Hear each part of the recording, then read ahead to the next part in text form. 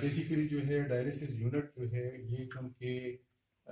نوشہرہ کی عوام کی اور جو ساتھ میں ایڈجسنٹ ڈسٹرکٹ سے ان کی ایک بیسک ریکوائرمنٹ تھی، کیونکہ آج کل جو ہے رینل فیلیور کے پیشنٹ جو ہے وہ بہت زیادہ ہو گئے ہیں شوگر اور بلڈ پریشر کی وجہ سے. تو یہ کافی تعداد میں یہ پیشنٹ یہاں پہ آتے تھے، چونکہ یہ فیسلٹی یہاں پہ نہیں تھی، تو اسی وجہ سے اس کو ہم ڈفرینٹ ہاسپٹل میں ریفر کیا کرتے تھے.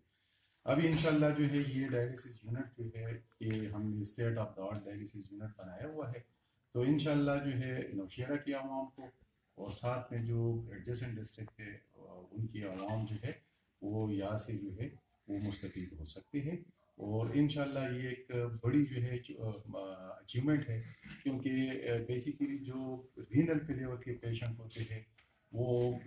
بڑے جو ہے مطلب ایک تکلیف میں ایک درد میں ہوتے ہیں، اور